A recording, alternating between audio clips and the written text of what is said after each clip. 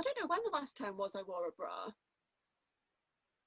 This one has a pot noodle stain on the cup. Look, you can see where I missed my mouth with the chili sauce. But I've decided today is the day. I'm wearing a bra today. I feel strangely proud. Isn't that weird? I wouldn't normally bother, but today I'm going to brave the big Tesco. You know, the one next to the roundabout with the Dickie Speed camera? Now, don't get me wrong, I hate a big shop as much as the next person. I hate it when you get to the checkout and you've realised you've left your bags in your boots again, and then you're rushing to keep up with the cashier. Oh, and don't get me started on the look. You know the one I mean? That exchange between yourself and the cashier when you're waiting for your card to go through and neither of you knows where to look or what to do. Still, I am excited. There'll be actual people there. Currently, I'm in a house with my boyfriend, Gav. Well, he's not really my boyfriend, but it's a lot easier than trying to say what we really are. Because to be honest, I couldn't tell you even if I knew. We haven't been dating long, but when we had to self-isolate, we thought, rather than going mad separately, we'd go mad together. Oh, how we laughed. And how it wore off pretty quick. We both can't see this lasting until we do get back to normal. For all he knows, I could meet someone in Tesco and run away with them. You can just picture it now. He'll be scanning his eyes over the tinned ham, and I'll be picking at the fluff on a barn cake. Something tells me we wouldn't get very far. I'm not sure a quick bunk up counts as essential travel, but Gav is sweet enough. The thing I want more than anything is my best friend. I'm craving her hugs. I mean, she's great through a screen, but I miss that organic flow that everyone used to be jealous of. I know it will come back just as soon as we are together again, but I don't know when that is. She's on the other side of the country, which wasn't a problem a few months ago. It was just a train journey away. But now things are way more complicated. And she's vulnerable, and so is her mum. What wasn't easy, see in a few weeks, is now a few months. It's like watching your favourite TV show. You tune on to the next episode and there's a recap, but it's a show that you've never seen before.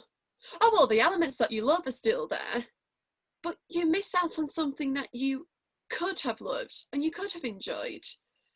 I mean, she hasn't paused just because I wasn't there. I've realised that a lot of our struggles I've had are the same as everyone else's. But there's something oddly nice about finding the fun in the mundane. I'm beginning to think we're a lot more similar than we thought. Speak of the devil. Hiya, babe. It's only 2:30. What are you doing up?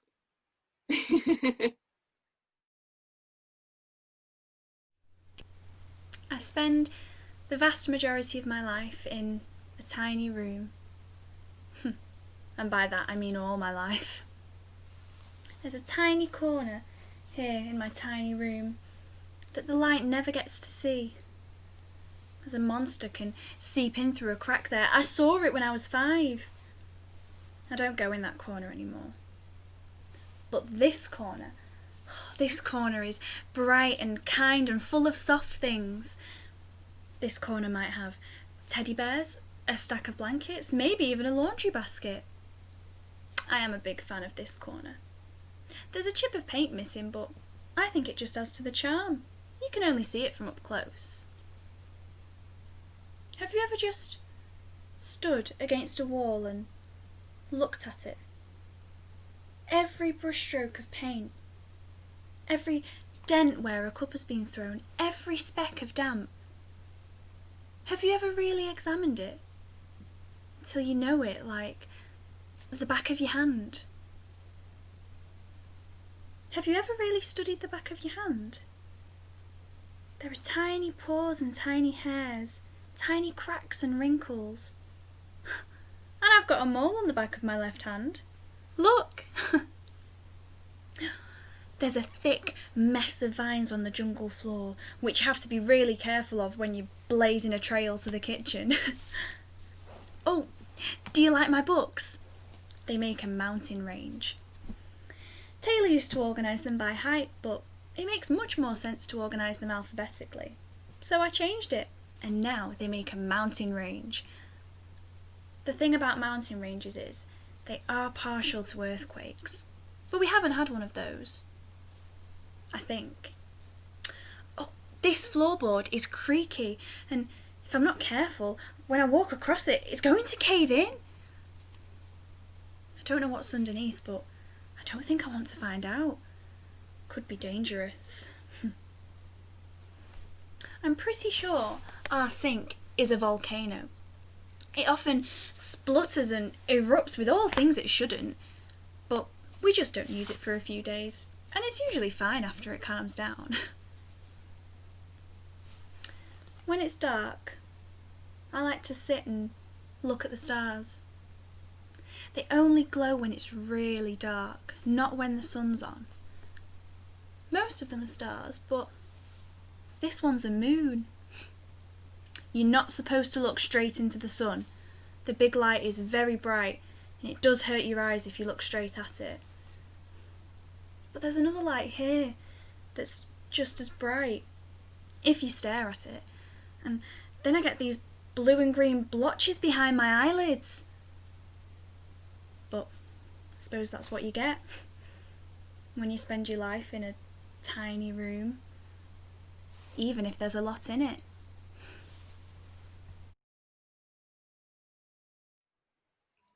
Hello?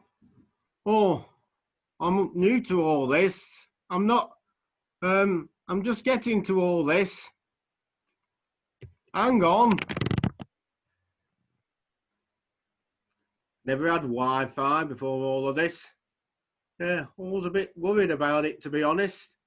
It's very invasive, and especially with all the 5G stuff. I mean, it can't be good for you, can it? I mean, it can be good, but it can't be good for you. Yeah. Bit scary, isn't it, this brave new world? Yeah. Still, even though the 5G... Hang on. Is that what they mean by a computer virus? Something you can catch from the interwebby stuff? No, of course not. No, that's ridiculous. Still, I've been learning all sorts of things on here. Like, did you know there's people on here saying that the Earth is actually flat?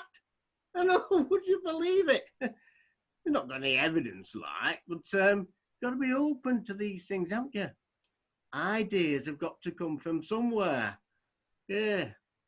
You've got to ask questions, haven't you? Yeah. Like these masks. Now, I've read, now hang on, I don't want to get this wrong. Because of the way they filter the air particles, that masks actually do more harm than good. Because, like, say you got the corona, right? Now, normally you breathe it out, wouldn't you? But now you've got a mask in the way, haven't you? So it stays longer, and that's what makes you sick. At least that's what I've read. Now, hang on, there's another one here. It's wonderful, this site. I'm learning all sorts of things I never knew before. The important thing about conspiracy theories is that they're not designed to create fear, but to create comfort. To accept the real truth, that the world has always been chaos, that there is no shadowy cabal or master plan, that our leaders are genuinely trying to do what they feel is right, but in reality are just as feckless and incompetent as the average person on the street. A terrifying concept. The truth is that we landed on the moon, not a Kubrick soundstage. But the most powerful man on the planet was shot by one lone man from a book depository. Not a global conspiracy of the mafia, the FBI and the Russians. And this now, all of this has just been a tragic accident. A collection of awful dominoes. The worst of the perfect storm. And as much as it's nice to believe they inflate or reduce figures to protect the government or system, but there's a secret to solving this. The truth is, we haven't got a clue. We're simply a tiny, scared and fragile race, desperately trying to get by, nothing more. And that terrifying reality is often impossible to face.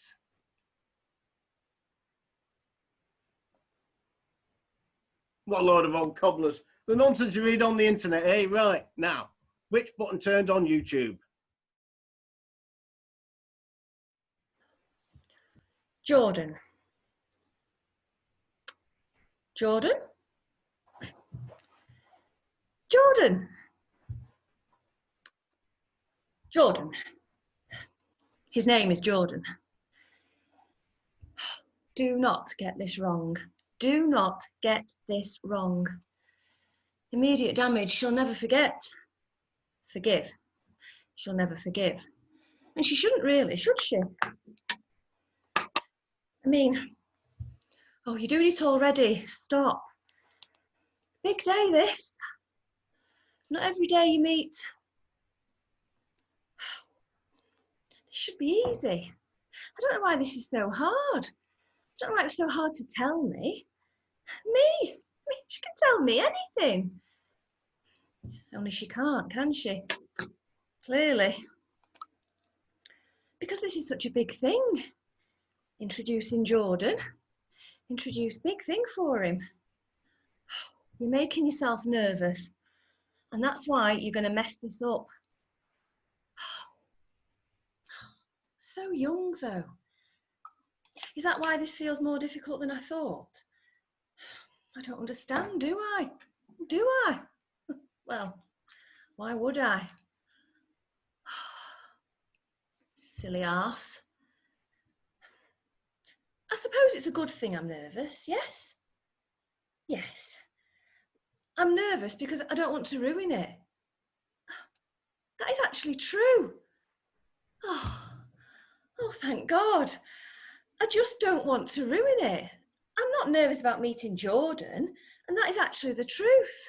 I haven't lost her at all. That is actually the proof I haven't lost her, isn't it, you dafty? Oh, she'd never have said anything. I'd never be meeting him.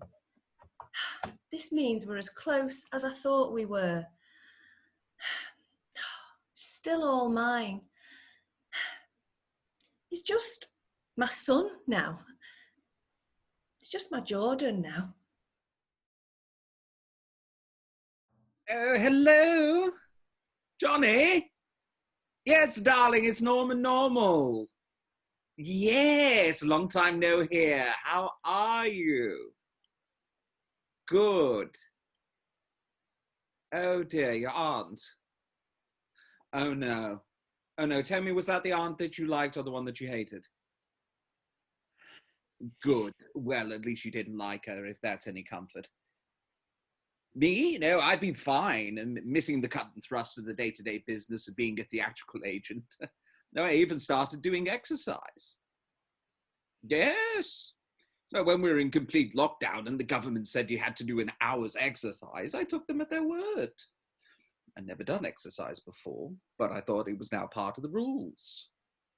It was dear Alicia Farquhar who told me it was not compulsory. Yes, but it was also confusing at the time, wasn't it? No one knew what they were supposed to do. What? Oh, yeah, yes, Johnny, of course. Well, the reason for my call is to see, now that we're opening up again, if you have any spots for any of my acts. Well, what about Harry Shakes, the knife thrower? Now, I know he's 79, but he's still got it. No, he has given me his word that he's kicked the drink into touch and that he has an up-to-date eye test. No, okay, well, let's see. Well, I can't offer you the trapeze artists as they refuse to socially distance. Yes, they insist on swinging together. It's fine on the upswing, but then physics take over. What about my fire eater, Freddie Curry? Oh, yes, he did set fire to the compere's trousers, but that was just an accident. No, and we put the fire out very quickly. Well, just make sure that you're not wearing anything combustible, that's all. Well, you'll be standing 2 meters away anyway. Oh, and also, he told me he'd learned juggling during lockdown to make the act more exciting. But yes, he does live on Acacia Avenue. Yes, I saw the fire on the news as well. Okay, well, let's see. Well, what about me? Yes, me. I was an actor and a comic back in the 80s. I trained harder, you know. Yes, really. I made a pilot for a TV series called Everything's Normal. It wasn't picked up. As everything was about alternative comedy in those days, and the TV execs thought I was too, well, normal. Well, I'd been writing a new act during lockdown. No, I'd like to perform for you face to face, because I think we've lost something important when we close down the theatres. Art, especially performance art, is about touch. It touches people in all sorts of different ways, whether it's comedy, drama, dance, or opera. Even a knife thrower who can't throw will touch someone. Human beings need theatre. We need stories to make sense of what being a human being is all about. And that's what I think. So I don't want to audition over Zoom or Skype. I want to perform for you, because it is the only way to communicate, face to face. You'll see me. Oh, thanks, Johnny. Yes, get ready for the new normal.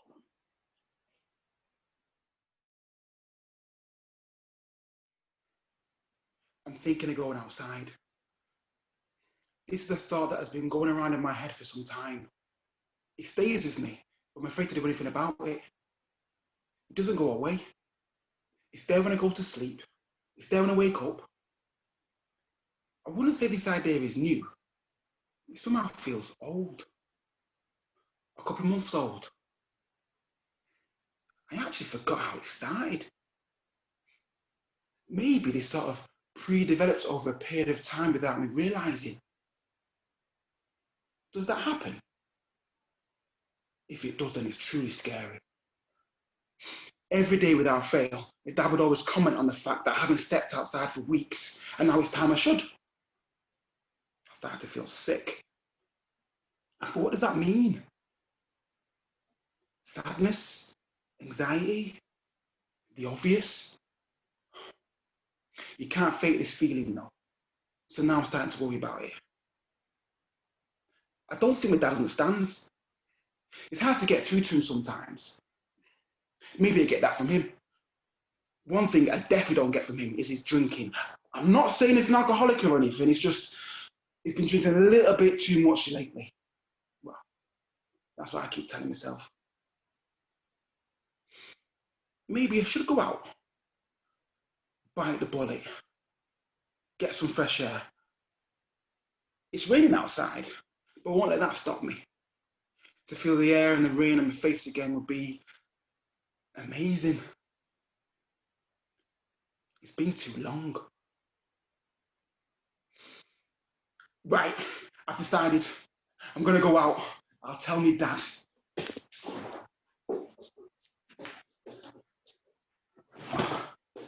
He smiles. I haven't seen that expression on his face in ages. That makes me smile. I put on my coat, put on my mask, and I'm ready to go. As I walk to the door and unlock it, I hear the news on the TV. Major lockdown. I can hear the capital letters. Everybody is to stay inside until further notice. I'm sad, and I start to feel scared again. I lock the front door, and I run to my bedroom, bumping into my dad along the way. I say sorry, and then I run to my room and slam the doors shut. I hear him shout, "It's morning! Why haven't you turned the TV on?" I get confused and start to panic.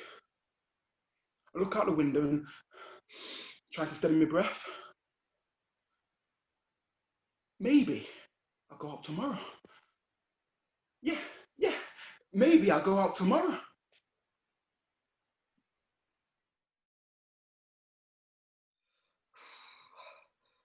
Well, it's a contradiction in terms, isn't it?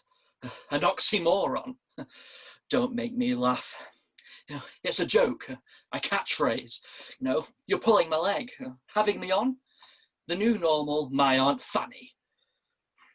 If something's new, it can't be normal, can it? Not till it's not new anymore. Then it can become normal. When everyone's doing it. Or most of us, at least. See, everything's new once. Then it becomes normal. Over a period of time, it gains appeal, currency, traction. Well, not immediately overnight.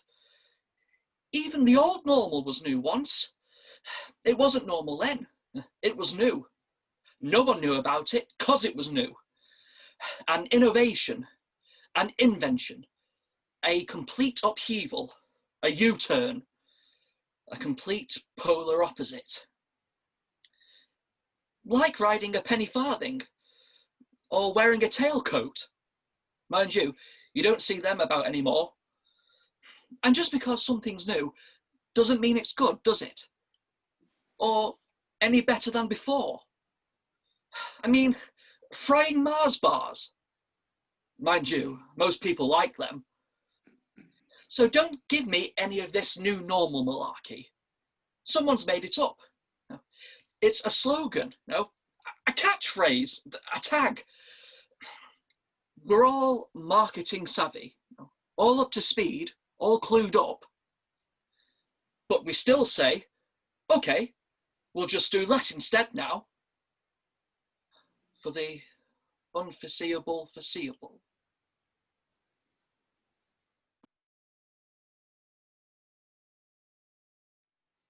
It's a dream I used to have a lot as a tiny child. I must have been less than 5 because it's in that first house. In my dream, I get out of the bottom bunk and walk down the corridor in my bare feet. For some reason, I'm dressed as a choir boy.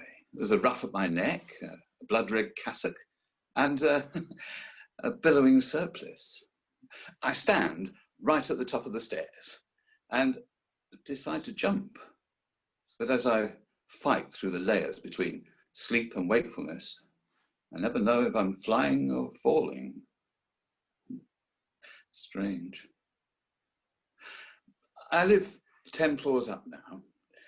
That's okay when I'm working. When the lift is working, if it's broken, I just don't go out. No garden now, of course. But I do have a balcony. I enjoy having that. It's good to get some air and to look down at all the little people below rushing around, just like I used to when I was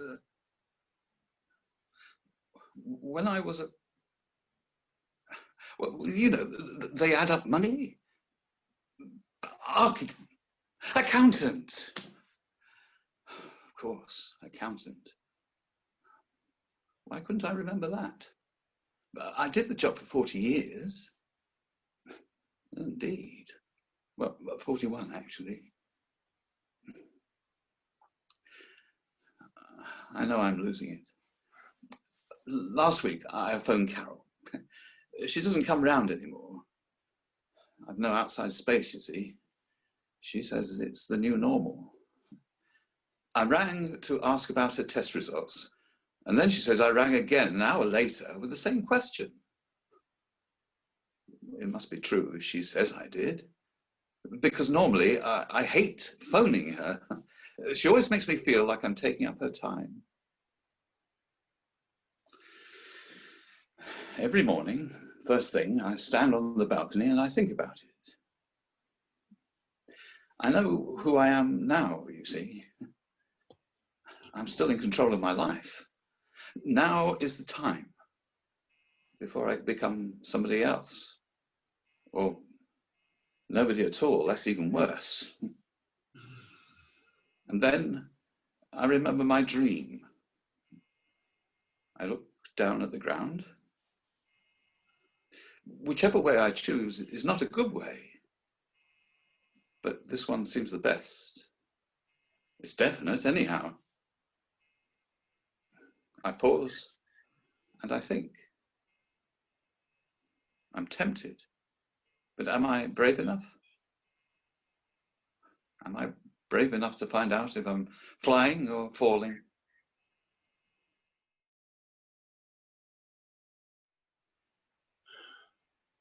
I hope they can come to visit today. They used to come a lot. I haven't seen either of them here for ages. I don't understand. There's a lot I don't understand nowadays. Like why those who are in charge here, I can never remember their names. Why they wear face masks and plastic aprons all the time now. They look like they're going to take out a scalpel and cut us open. That's what I used to do.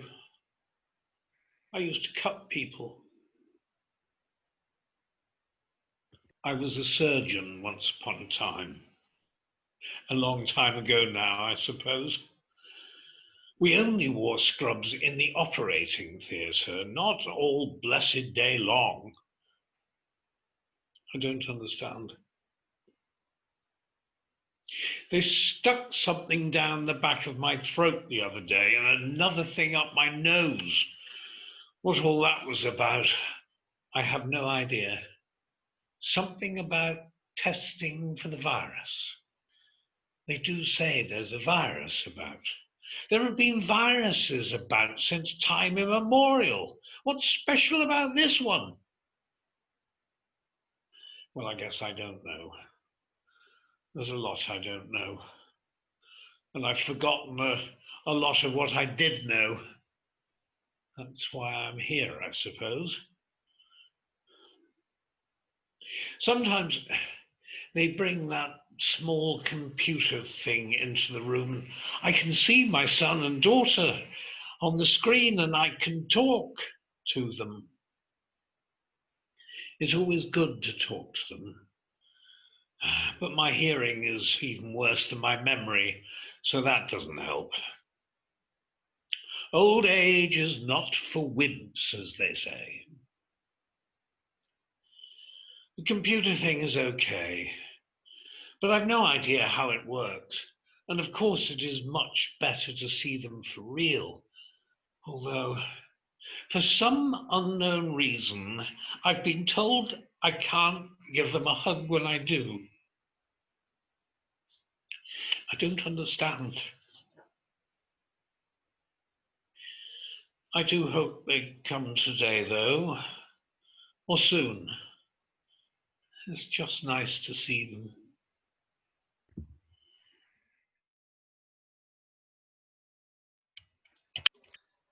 Our Reese loves going out and about with his granddad.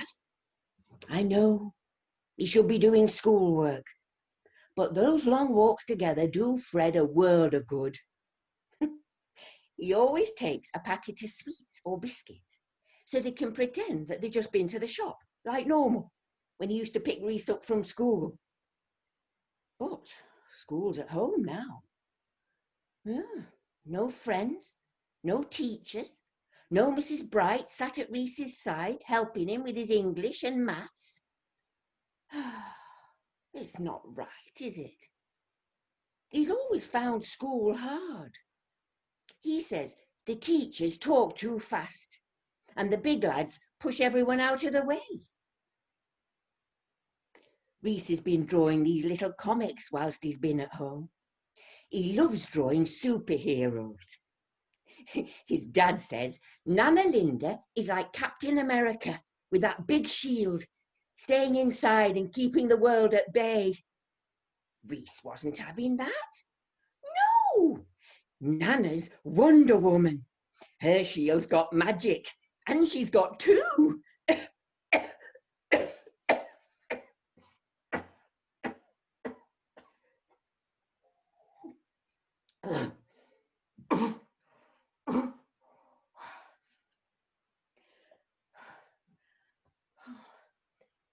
Do you know, he's learned loads going out with his granddad.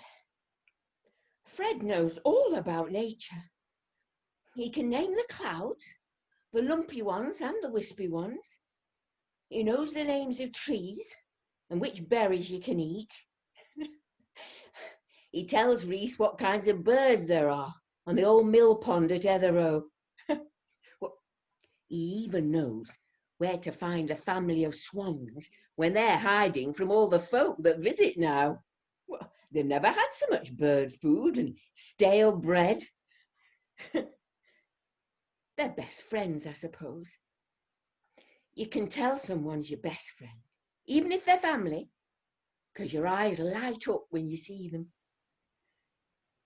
I said to Fred, when my time comes, if the rules say I can only have a few people at my send-off, make sure you only invite those who make our eyes light up.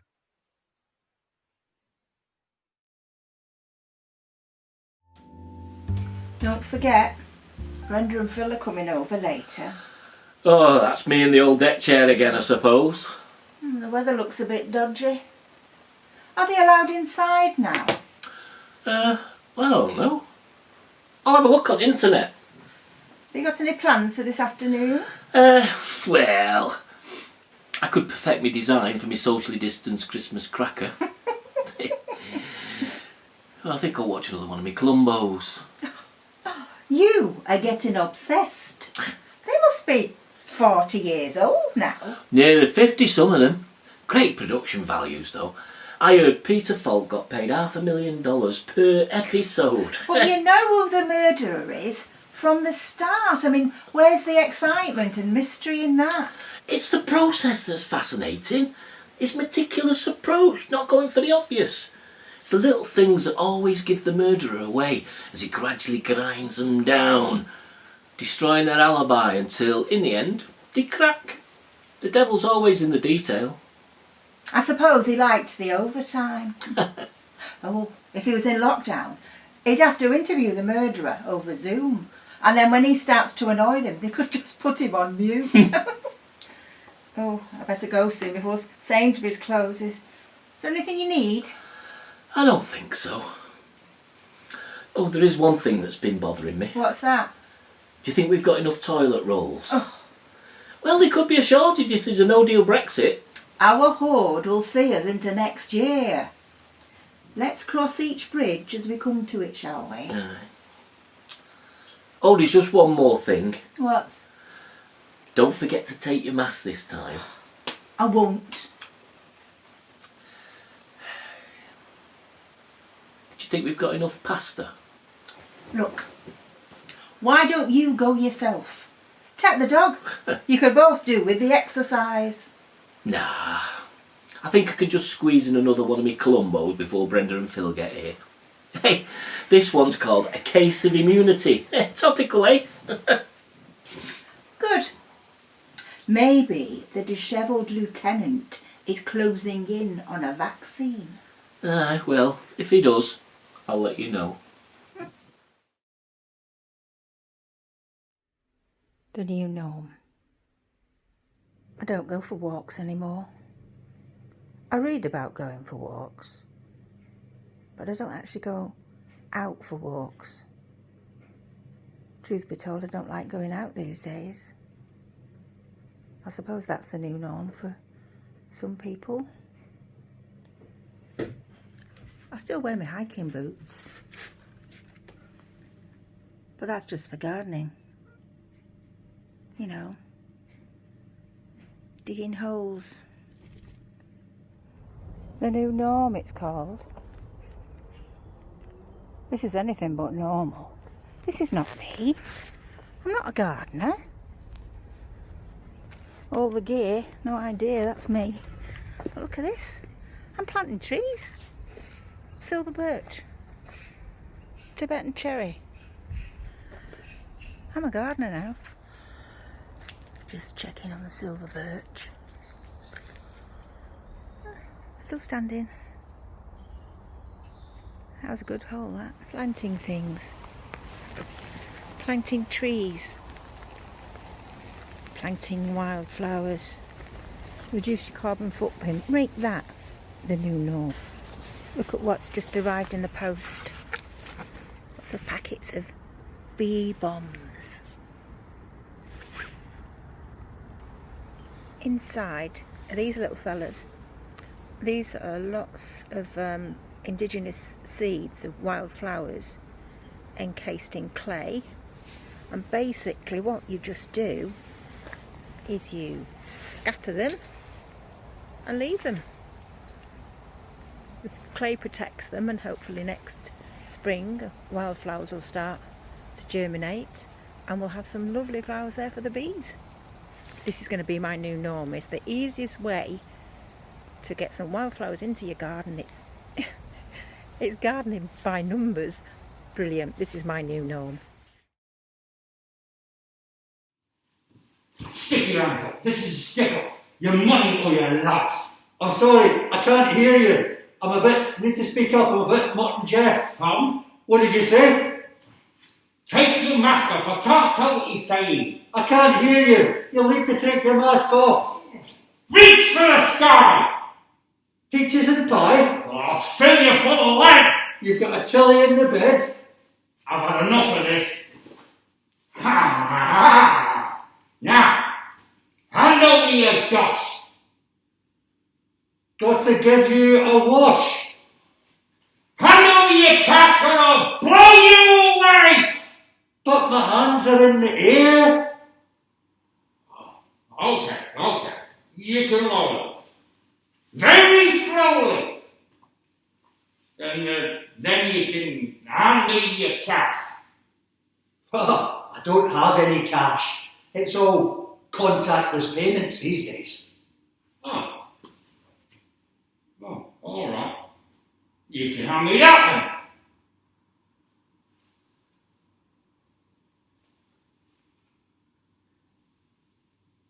Oh, hang on a minute. You'll need to sanitize that. What? Uh-huh. Yeah. Mm-hmm. Oh, right. Mm-hmm. Bit. Uh-huh. Go. Good. Now, hand over your payment card or I'll fill you full of sanitizing spray. Okay, chum, you've just spent months being locked down. Now you're going to spend months being locked up. I'm taking you down the police station. You can lead the way.